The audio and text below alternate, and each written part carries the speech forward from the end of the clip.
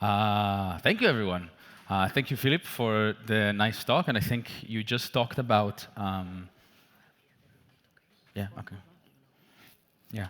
Um, so you just talked about, DAOs who built a product, but the treasury was larger than the value of the token. I think Deeks DAO experienced something similar, and like just a few months ago, basically decided to dissolve and slash self-implode.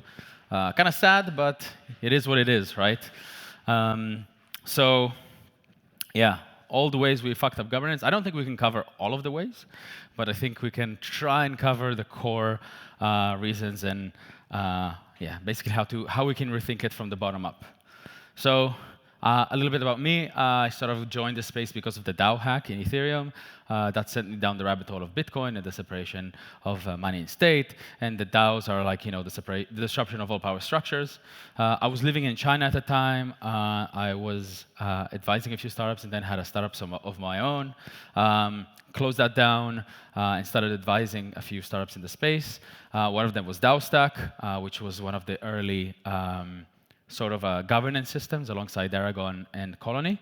And when I did that, I sort of created like a way to decentralize all hackathons in Ethereum. It was really, really cool.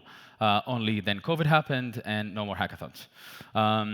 I was in the formation of DXDAO. For those here who know, I just mentioned it, which is a collaboration between DAOstack and Gnosis. And nowadays, most of my time, or all of my time, since DXDAO is dead, is in Collider, which is a venture fund out of Israel. And yeah, I like the DAO space, and I think it's core to sort of like what we do and how this ecosystem is going to grow. So what are we going to go over? First, we'll do a quick KYC. I don't want your documents. We're just going to do a little show of hands of the crowd here. We'll break down DAOs to first principles, like core value propositions, advantages, stuff like that, where we went wrong, different aspects, structural, technological, and ideological, and how do we build back better. And sorry if anyone is cringing from World Economic Forum memes. And yeah, what we need to change, and a proposed framework on how we can do that. So, okay, a few core statements with a show of hands. Who thinks current DAO and governance structures are broken? Yes? Okay. Who thinks I call it, we took too many turns chasing utopia, and we want decentralization, and instead we got bureaucracy and middleman management? Yes? I see your face, you're like, oh yes, this hits right in the stomach.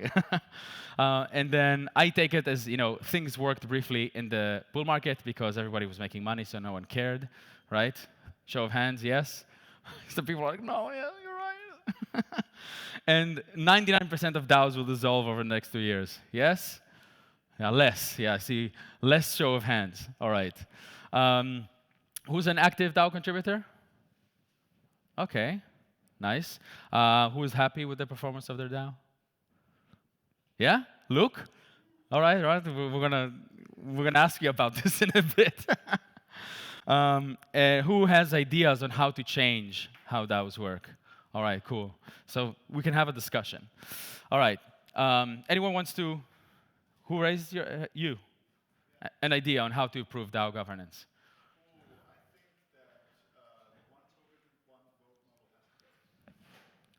Agreed. We'll talk about that. Anyone else? Yeah? Vested token? Yeah, okay. Yeah? What, sorry? DAO needs to make money, to generate revenue, okay. Yeah?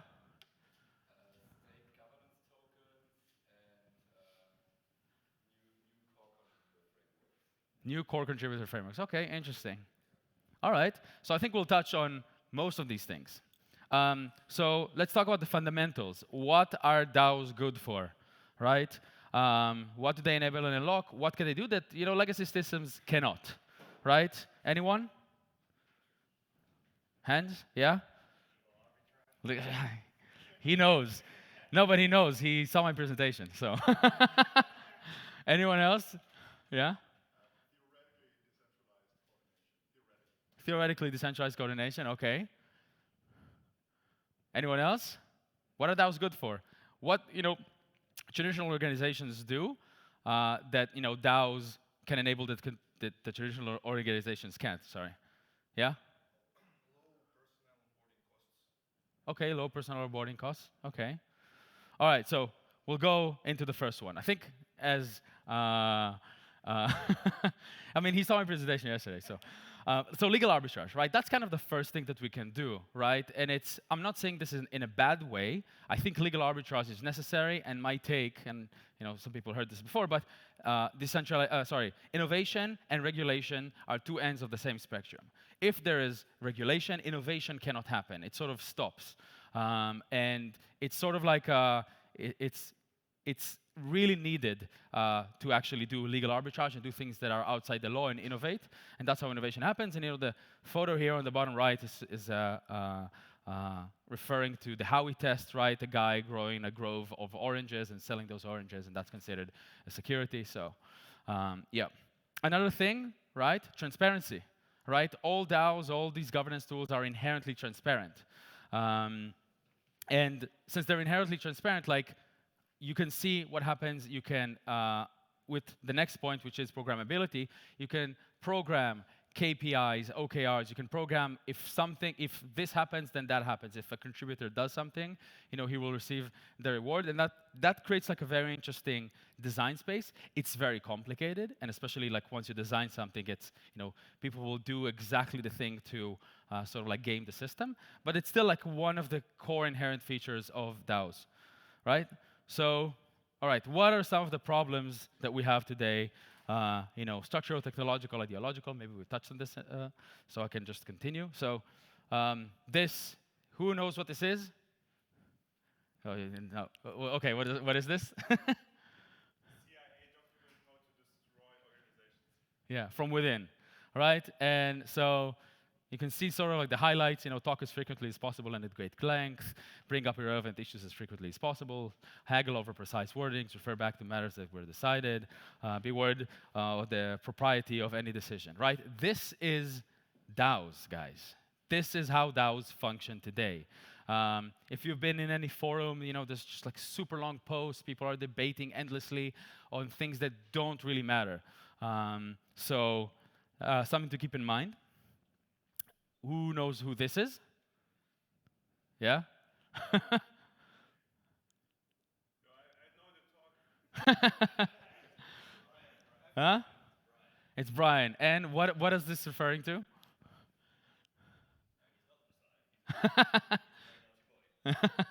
Exactly. So, it's kind of like this thing of you're looking for leaders, as it's what do they call it? Like a summary of what religion is, right? Like looking for leaders, looking for something to believe in. And I think that like the point that I'm trying to make here is that people don't follow ideas; they follow people. Like you need someone. And so one of sort of the ideological mistakes I think we've made in DAOs and governance is we said, okay, kumbaya, everybody votes on everything, no one is responsible, there's no accountability, there's no leader, there's no someone, at the helm saying where we're going to go, and it just breaks down, right? So the next point is, I think you touched on this, like token holders, right? It's essentially plutocracy, and plutocracy just creates, broken human behavior. And the meme here is, we were promised the ownership economy, right? We're all happy, yes, we're going to own everything, blah, blah, blah. And then you look at the voting power distribution, and it's like, okay, 6 entities that are the VCs that invested in Compound and Robert Leshner, who control 50% of the voting power. So decentralization, right? So the next point is like, what do we vote on, right? Like we vote on everything, and this is referring to Vitalik's paper on convex versus concave decisions, right? The question is, like, if we have $1,000 and we need to divide them by 10 people, then a DAO could make that decision, right, and allocate different amounts to different people. But I think the example Vitalik gave is like, if you're a military strategist and you can attack point A or point B, like you don't want to send half your troops to point A and half your troops to point B because you're going to lose both sort of like points. And as I said, like everybody votes on everything, and the result is like these 2 donkeys who are tied in a rope and they cannot eat from the bale of hay, right? Because they're each pulling in a different direction and nothing really gets done. And another thing is what I call sort of like make-believe governance, right? We have 3 out of 5 multi-sigs. We have 5 entities with 50% of the voting power. And here you see like, the Degen Spartan joke about, the making it like as cynical as possible, right? What color lamp should the founder buy? Everybody says they should buy black, and then he decides, no, I'm going to vote with all my power, and it's yellow. And also the result of the Sam Kazmanian tweet storm about how the FAI protocol got hacked, the Frax and Tribe sort of camp was supposed to get like about $80 million back. A proposal was passed to reimburse them, and then that proposal never got executed. Such governance, much wow, right? And yeah, later on they made a proposal to veto that previous proposal. So not very much decentralized, right? So a quick recap, right? Everybody votes on everything. Nothing gets done. It's donkeys, right? We have a single stakeholders, which is token holders, and their only incentive is to maximize token value, right? We have governance theater, as we just saw, and the bottom line is that running any organization without a leading figure is going to fail. So just one word about the tech stack. We started with like DAO Stack, Aragon, and Colony, which is like massive beasts, right? You could build like everything that you wanted within a single framework, and the result is that it was just way too complicated, and no one actually used any of these systems in a scalable way. And then what happened in V2, which is sort of like the state that we're in right now, is the complete fragmentation, right? The DAO treasury went to Safe. The voting structure went to Snapshot. People sort of like compensated their employees using Coordinate. They paid salaries with Superfluid. They used the ENS names to set, like roles inside organizations, right? And so like, where we are right now is the age of composability, right? You can already connect Safe and Snapshot with Reality.io or with SafeSnap, right? You can create. I'm a bit chilling, but you can like like delegation processes and figuring out like professional delegates using Butter. You can aggregate all these things using Palmera, and sort of like there are more DAO tools that are going to be woven and composed together, and that's why I think like.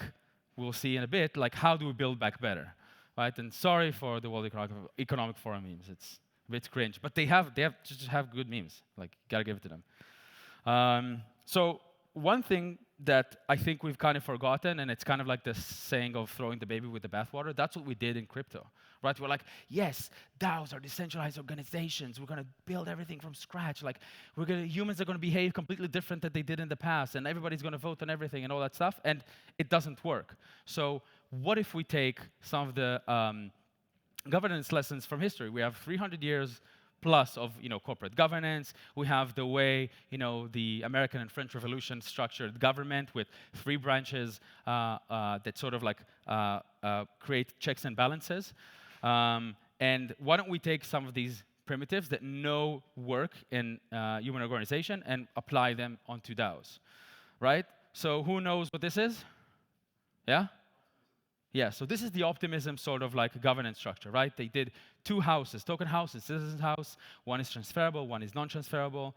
And sort of like these things operate together, and there are decisions that each house makes alone, and there are decisions that they make together, right? So this interesting primitive, basically, is what I want to double down on. But instead of just 2 stakeholders, we should have 3. And what I call them is, you have the investor, which is what we have right now with the tokens. And I think this relates to also what you said, Philip, about separating the governance from just the return on capital or the investment, right? So you have the investor, you have the builder, which essentially represents the team who are building the protocol, and you have the adapter, which are the users who use the protocol.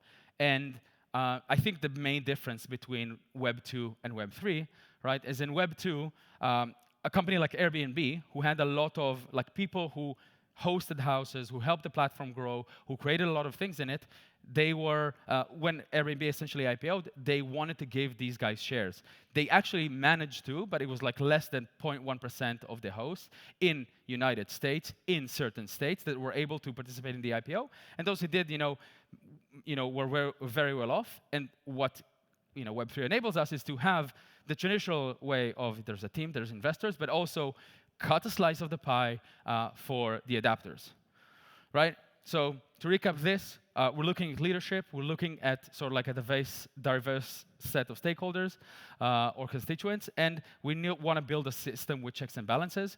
And I have a quick story about like myself in China, right? I was in a club, like just with Chinese people. I have no way to communicate with them. We were playing this game.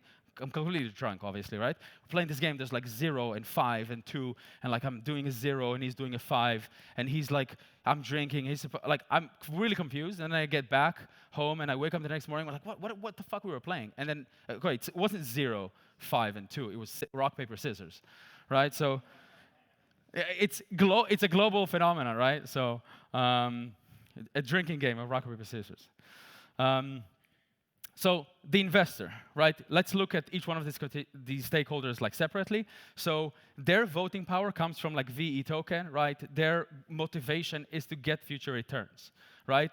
They can trade it, they can do market making, liquidity, and yada yada. Also could be decide emissions if that's the protocol. And this is how Curve works, right? We have the builder, right? These are people who work for the protocol. It's sort of like the team, the executive team, the rest of the employees, and their motivation is to capture market share, right, and create the best product there is. And then we have the adopter, which they gain voting power through paying fees. Oh, important to say. Oh, okay. Okay, it doesn't show here, but this voting power is non-transferable. It's separate from the token, right? Also here, the adapter, their motivation is to get value from the product for the cheapest price, right? And so like they get voting power through paying fees to the protocol, and it's also non-transferable, right? And so the way this kind of looks like, in theory, right, is that you can create 2 of these constituents, and they decide on certain decisions, right? So maybe the investors, take a company that is, fully formulated and, very successful, like, I don't know, like Aave, right? So the investors and the adopters could be able to decide on the executive team. The builders and the investors will be able to approve grant programs. And like, this is sort of how this could work in synergy.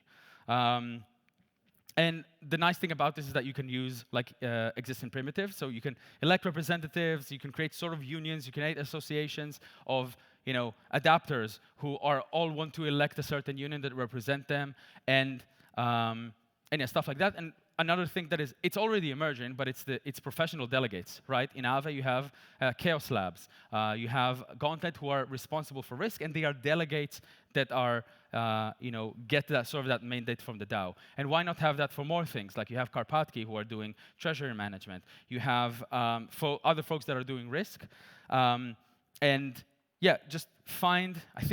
I don't know, I'm from Israel, politics is completely broken, but it was supposed to be that, your finance ministry might have a background in, like, finance.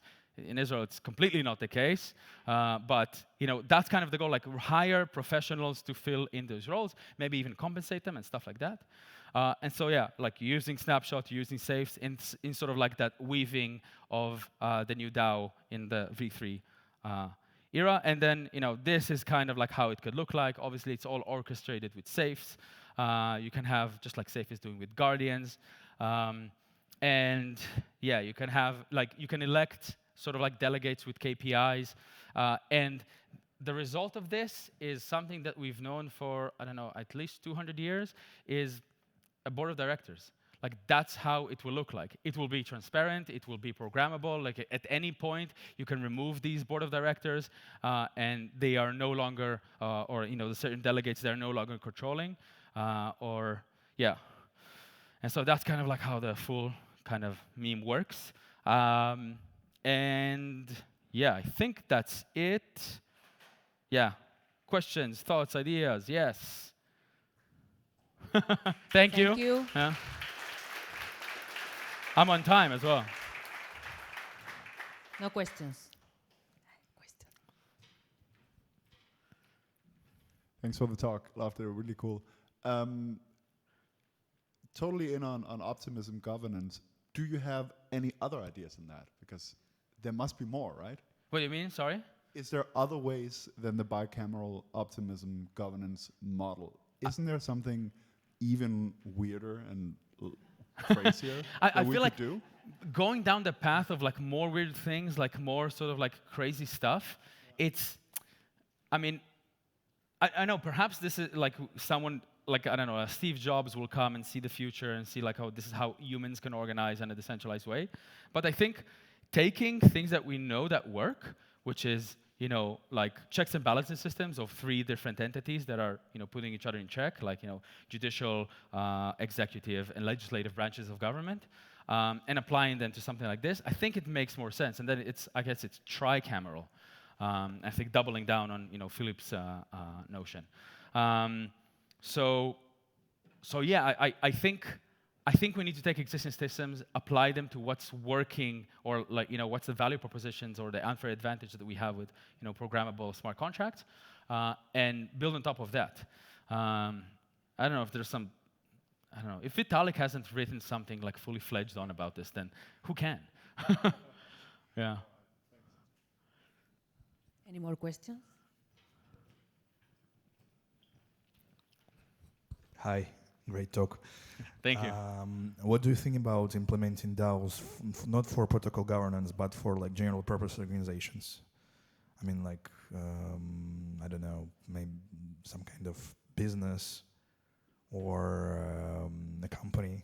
Yeah, I mean, I'm in the camp that, I mean, it doesn't have to be like an on-chain protocol, right? It doesn't have to be like fully decentralized, but what this enables you, it's kind of like that aspect of legal arbitrage. It allows you to do what securities do not allow you to do, and it's to give shares to anyone from the first moment, right? So I think any platform, any sort of like product that depends on user-generated content or like user contribution. This could be like Airbnb, like people hosting their houses, Uber, people driving other people. It could be social media. It could be like anything that requires other people, which I think is pretty much like most products, right? Unless you're a consultancy.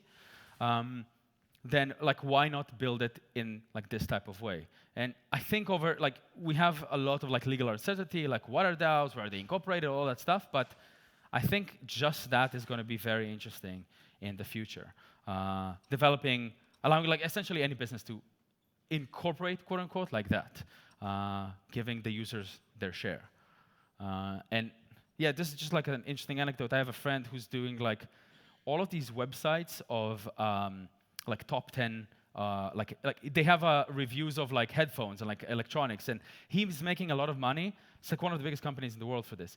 He's making a lot of money from the referrals to like Amazon. He's like, I'm completely bootstrapped. I've never raised money, and I want to figure out how to give the people who are buying using my network, using my websites, I want to give them back, maybe some cash back and stuff like that. And he said like he tried everything with like, you know, like Web2 to do that, but it's so complex. And I told him, this, like, there's an MVP here that can be developed using like USDC in the back end, and like, you know, you can accumulate points on the website, all your websites, and get some money back. So I think this decade is really gonna, just in general, it's gonna be focused on like more ownership to the people who are participating in whatever the company does or contributing to that. So I think we'll see a lot more in the future. Yeah. Thank you. Okay, I'm sorry, but we don't have. We have. Okay. Yes, we have. So I think this was a great talk. Are there already projects that are implementing this type of DAO? So I'm speaking to a few. It's difficult. It's difficult to do these things. I think like the big ones that have already structured something, I think is Aave has done a very good job at like just like delegating a lot of stuff, right? There's not like everybody votes on everything. You can argue that it has some positives and negatives, but yeah, like so they're doing their own thing. I am speaking to the folks at Safe to figure out if this could be implemented into Safe. And Safe already has created some of the primitives for this, like you know the delegation and the guardian system. So maybe the delegates could only be guardians to begin with, to just like, you know, tread this like very slowly. Well, I'm very curious to read more about the best practices. Yeah. And also from your side, what do you think are the biggest risks of this framework? I guess, I mean, I haven't defined at all the parameters, right? So you could say each house has 33%, but is that right? Like, when should the user, like, every company starts with just, like, it starts with a team, right? And then investors join. And then when do the users join or the adapters join? And all of this is a question of, like, how do you allocate resources or voting power to each one? And I have no idea how to do that. Like, it's very, very primitive, and there needs to be experimentation in this. Yeah. So, and yeah, I don't know, wondering if this could very, very quickly degrade to, also like bureaucracy and people stalling things just because they have power. So, Yeah, I see. yeah. Okay, thank you. Yeah. Yeah.